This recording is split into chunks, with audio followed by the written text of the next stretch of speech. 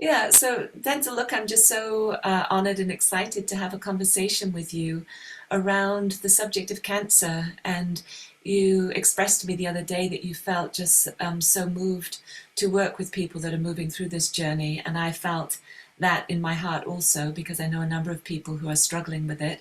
And I just thought we'd have this conversation and see what gems come through that might be of service to somebody. Thank you so much, Susanna. And I think this is beautiful because I believe that we can do a lot. And the more that we spread the word, quite literally, the more people we reach, the better people will understand something like a cancer. I have a very personal story to this. I shared it with you the other day that my mother was stricken with leukemia when I was very young, at about the age of 14, and she passed on within a month of her being stricken with leukemia. So cancer to me has been very close. I work with children and I work with grown-ups, both of whom have different forms of cancer. But one thing that is very clear to me is where it comes from. And that's the most important thing. If we understand where it comes from, you see, modern medicine is suppressing it. Whatever they do suppresses it. They do not eradicate it at the core.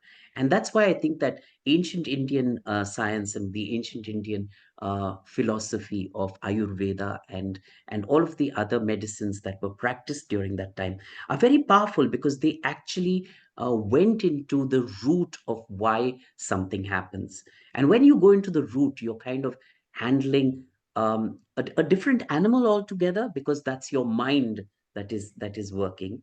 And then you have to take it from there. What's your experience on this, Susanna?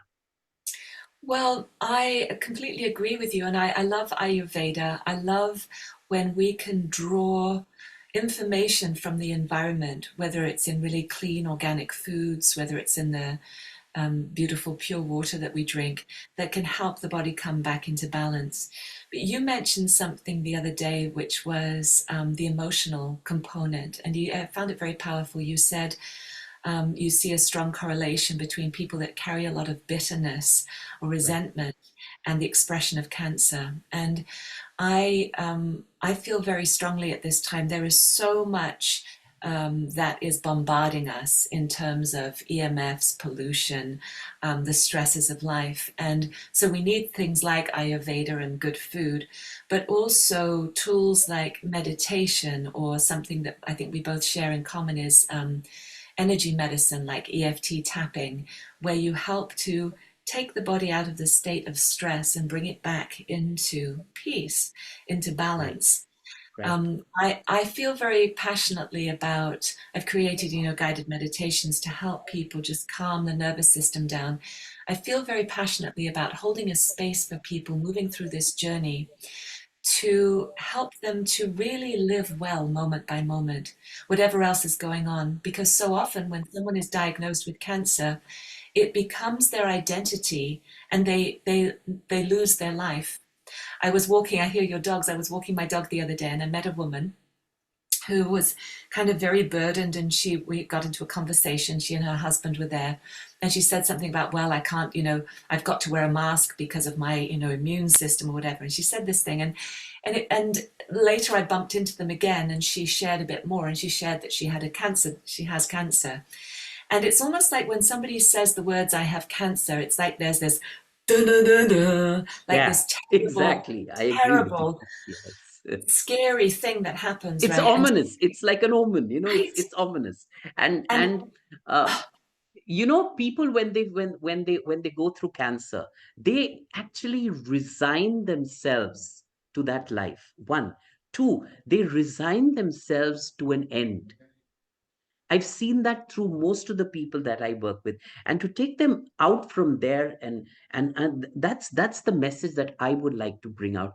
That there is life and there is healing, and you have to allow it. And the beauty of it is, if you understand, you will allow. That's how I look at it. Because once, and I work with a lot of people across the spectrum. Once they understand, okay, this is where the problem is, it becomes so much easier for them to actually allow that to happen. Now, just harking you back a little bit, and going back into ancient medicine, over and above Ayurveda, a lot of the ancient medical treatises of the time were held within the Vedas. The Vedas were, there are four Vedas or four holy books, and one of them, the last of the Vedas, has a very, Atharva Veda has a very powerful understanding of medicine if it's read well and understood well. And maybe it also takes a little empathy and a little of being intuitive to allow that. Now, according to Indian ancient medicine, disease comes from three forms. Okay, the first form is something that you're born with. That's what you brought as a residue of the soul with you through lifetimes. You're carrying it forward. It includes within it a lesson that you need to learn within this lifetime. So, say it's trust, or say it's patience, or say it's whatever it might be. You're learning that lesson through that ailment that you have. That's one. The second thing is everything that we consume. So, we're consuming air, we're consuming water, we're consuming earth, we're consuming all the elements, we're consuming sun. Wherever that deficiency is, or it is brought in by that, that's the second form. The third form is within your mind. I believe that cancer resides in your mind. And what I was talking about earlier, the bitterness, the anger, the angst, the pain, when you hold that pain for very long, it becomes like that. It becomes like a ball. When that pain is held on and not let go of over periods of time, it will cause cancer. It will become cancerous. You see, autoimmune is when your body is going against itself, right? So, autoimmune means you are fighting your own body. When you hold pain and anger and anguish and guilt, for instance, for a very long time, it starts to become like an infection within your body, and part of that infection is a cancer. So that's where my understanding of cancer comes from. And when you understand this, then you are able to move on, because then you have to do the work that Susanna does best, which is the healing part of it. So I agree with you. And so when you're working with your cancer patients, it's your intention to hold a space for them to remember really who they are That's before right. they had all of these thought forms moving around, before they felt the resentment or the bitterness arising, and to kind of unravel from that. I think we're very similar as in our desires as healers to bring somebody into a state of deep connection with their truth. And by That's truth, what I mean is the connection with the source of all life. that's And right. out of that space, I truly believe anything is possible, healing can come. But what I notice sometimes when I work with people that are very carrying the thought forms of cancer very heavily, their sense of hopelessness, it's like you can start to clear, maybe with tapping, with meditation, or just a conversation, you can start to clear those clouds and connect them up to something. But the habit is so ingrained that unless you're there with them all the time, they will go back into that identity. So, what do you do, Denzil? What do you personally do to help somebody shift completely so that they are open to the possibility of a recovery? I mean, Anita Morjani in that book, Dying to Be Me, she wrote such an inspiring account, really, of her own near death experience, her own waking up to really more of the truth of who she was. Um, but for somebody who is in deep pain, maybe they've been told, that they're terminal, whatever, how do you hold space for them to live well with the possibility of healing under those circumstances? You hit the nail on the head. That is by far the hardest thing to do, to make that inroad into breaking a habit of who the person thinks it. Also, I also sometimes attribute this to modern medicine, because modern medicine a lot of the times does not give us hope. It tells you have 2 months left. I don't believe we should tell anybody, because nobody really knows how much time they have. That's period. That's without an understanding of anything else. But when I start to work with somebody, I have to what I normally do is I will lift the person with their affirmation and belief in the system that they are based. So whatever system you're based in, I help you understand your your ailment, or what is wrong with you, or what is not necessarily wrong with you, but what is a pain within you, to understand it from there and then take it from there. But yes, the first thing that I find I need to build in everybody is hope. Because Mm. when somebody comes across cancer, it's almost like hopelessness.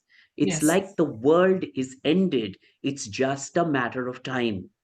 Yeah. And to remove that understanding is one of the hardest things to do. So to understand that you have that time, Yeah. you are creating that time for yourself. So if you say, I've only this much left, you're programming yourself into going towards that moment, because what you think is what your body will become. So it's Yeah, bad that's enough right. that you have an ailment, but it's even worse that you are uh, now programming yourself into saying, oh, I have only 6 months, I have only a year, I only have that much time. Well, and the problem with that, Denzil, as well, is that somebody is living into a story of a future that hasn't happened, a not very kind future. And for me, I I suppose as I've grown older, what's become important is that I don't think it really matters that much when we complete this lifetime. What matters is that we live as best we can, as present as we can, moment by moment, as we move through whatever challenges come up, whatever joys come up. So it's not about doing the impossible and say somebody has a diagnosis and they're told they're going to die. We don't know. But what I think to reframe it as how do you live well? How do you love fully? How do you do complete what you've come here to do as a human being, given that your body is struggling with certain, experiences of pain or tiredness or whatever it is in that time that you have. So if we take if we take the emphasis off of this idea of a battle against cancer or this Yes, terrible problem, and we just open up a space where people can explore more deeply who they are, what is their truth? It may be that cancer comes along to help people connect more with their truth than they ever have before, and to that's very live true. fully before they die, and maybe to experience the love of others. I have a friend at the moment who has chosen, she has lung cancer and it's spread into different places. And she has a group of friends. She's chosen not to go the route of the hospital and chemo and things. She has a group of friends taking turns to come and stay with her, to care for her, and the community is so loving around her. And it's like perhaps that for that soul, the most important thing for her is to surrender to be supported after a lifetime of service where she's been of support and she's counseled and helped people and helped refugees and been very generous with her time. It's for her to learn also that that can be reciprocated. And I think that is what might heal. A lot of the times when you start to, okay, so your lungs are essentially the love you bring in for yourself, Mm. right? So when your lungs are affected, it means that you're saying, I don't deserve this, Yeah, yeah. right? Because life knows what it's doing. It will give us what we need That's right. to And I make the always believe transformation. that all ailments of the mind affect the body in the manner that body is responsible for growth. So now I'll explain that to you a little more. Saying the understand, to bring yourself into that understanding that yes, I do have that time, to give yourself the time instead of taking away, to give yourself love instead of taking away. Because my experience of working with those who are afflicted with cancer is that they stop loving themselves. They stop loving those around them. It's like I become careless about life. Truly, I stop caring about it. And so to bring back that understanding that you have life. Let's not throw it away before it's thrown away. let's not throw it away before it's ended. Let's live it to the full. And when you bring hope, like you were saying, when you bring hope, when you bring love, when you bring care, or if others bring care to you, and you start to recognize that care. You see, a lot of the times when you have cancer, even when somebody is caring for you, you don't recognize that anymore because your understanding of life is at an end.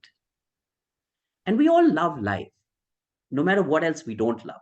We might not love ourselves within that life, but we all love life. We hate to go away. So just to understand that you are the person who carries this life forward. It's your soul, it's your body, it's your mind. And building on that is what will bring you back, is how I like to uh, pass on that understanding to those who I work with. Beautiful. And so when you work with someone, you go to the hospital where they are or the hospice. Yes. What does a session look like, or what does it look? Do you work with numerous people at once or one-on-one individually? I actually do both. I work on numerous people together, but my numerous people together is a different kind of system to the working with the one on one. My numerous working with many people together has to do with giving them the understanding of joy, just Beautiful. It's bringing funny joy to because I that was going to moment. say that. Yeah, You know, absolutely. And so what might that look like? Do you do it's like laughter a yoga? fun Or session. do you, I talk yeah, about the movies, I talk about entertainment, I talk about what gives joy to your heart, of just lifting that heart up, just yeah, making it light, making yeah, that moment light. Because normally hospitals, where they have wards like this, are very gray places. So and gray is the atmosphere that lives within there. So yeah. therefore, to bring that up for yourself and know that there's different color to it, know that there's different texture to it, know that you can enjoy a meal, even though a lot of times you're on a different diet, your taste buds are gone, everything is wrecked. So just to understand that, oh, can I just enjoy a simple meal, just give me that joy. So that's when I'm doing a session with a lot of people together. But when I'm doing an individual session, I like to deep dive into the fact of, why is this happening to you, where is that hurt held, and why do you Mm, need to heal, why do you need to heal. You see, a lot of times that resigning of the person, or the resigning of the soul, kind of negates everything else, that desire yes. to heal, that desire to live, that desire to have life. So that desire to have life is brought back. And I find, in all of my experience, the people who heal are the ones who can pin a hope on somebody else. Because as human beings, when we live for somebody else, everything else stops. And so what might be an example, Denzil, of So an that? Like example, a I'll give you an grandparent with a child, a grandchild or something? Thank you so much. That's exactly where I was going. For Yes. instance, there's this old gentleman in Chile who I work with. I'm working with him even now as we speak. Beautiful. He doesn't understand my language too much. I don't understand his language, but that's okay. It doesn't really matter. So long as we understand the essence of where we're going. So in his broken English, I got to understand that he has a particular kind of cancer, and he's had that for about 2 or 3 years. And a friend of his asked him to come in and speak with me. So we got on a Zoom, and then I asked him, okay, suppose his name is Eduardo. I told him, Eduardo, suppose there was one person in your life, any one person that you could live your life for and say, I'm going to live this next 10 years on that person. I'm going to find my joy in that person. Who would that be? And so he said, there's nobody. I said, thank you so much. That's the end of the party. I said, oh, now what do I do next? A lot of times you come to that, oh, what do I do next? Anyways, so we finished that session, all was happy. Then he came to me in between. So we had I think we have a Wednesday or a Thursday. So on a Thursday, he didn't come back to me. He didn't say, normally he would say, okay, look, when's my session, da, da, da, da, da, and then I would schedule a one for him. So he didn't say anything to me. On the Saturday of that week, I was in a weekend and there was something happening in my life.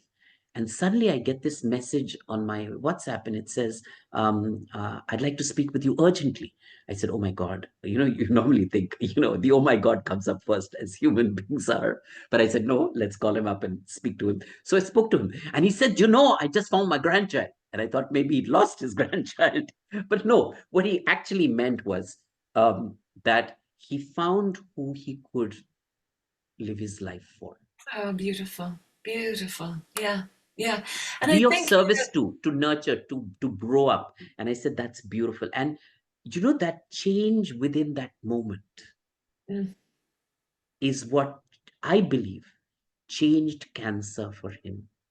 yeah, beautiful. And the thing is that I think whether you have cancer or you don't have cancer, the same applies. Like, what are we Yes, it living does. for? Who or what are we living for? That's To right. be of service is one of the finding your joy, whatever that is, your expression, is one of the most protective things that you can do in order Right. to boost your immunity and your resilience at a time on the planet that is really not easy to maintain well-being. It's really not, It's physically or not. mentally. It's not. There's a Yeah. lot, there's a lot going on for a lot of people. I also feel passionately about bringing people like you speak of doing it into community, into sacred community where you get to share and people get to witness one another, because I think that also, when people feel isolated, they open themselves up to diseases like cancer. And when they feel connected and like they have their place in the tribe, then and they have their purpose, then that's hugely strengthening. I completely agree with you.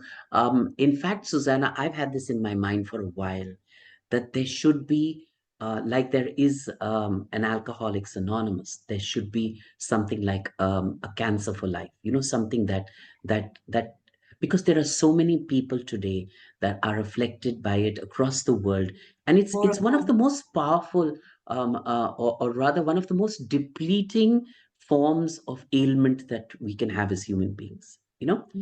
So to bring that hope to people, I think that it's time that some of us got together and brought together a community that could work with people across the world Let's to make begin. that Let's happen. begin it. Let's You're in begin. New I think Delhi. it's I'm in New truly. Zealand. Let's do it. Yeah, I don't have much more time to talk today, so let's wrap up our conversation. But there are some beautiful organizations and foundations, I think, that are doing this in little places, but why not have our own? I know there's one I taught for called the Foundation for Living Beauty in California for Right, women. And right. it's just so heartwarming to see the support, the sisterhood that takes place as women come together who are moving through that journey. And I like this way of saying it, moving through the journey of cancer. Some people talk about dying with cancer. Let's just say moving through the journey of cancer, moving Right. through the journey of life, you And know, knowing that there is hope at the end, knowing that there or hope is in this moment where that's we right, don't even need to look exactly. at the end, right? Yeah, The end is exactly, whatever. exactly. Yeah. Well, I really appreciate your time, and let's take the next step and make a group with some people Delighted. and share what we have. Certainly, certainly, certainly, certainly. And also, I would think that we may. I think it would be a good idea to do another session on this, so that we can also bring more ideas into the light. And when that happens, you see, when two or three are gathered in my name, there am I. I believe that light comes to us. The Right with you. more, the better, the stronger, Absolutely. the easier. So let's do it. Absolutely. And thank you so much It's for time. for taking this initiative. Thank you so much for joining me in this moment. It truly is an honor for me to be with you, and a delight at the same time. So Thank you. The thank same you for so me. much. Uh,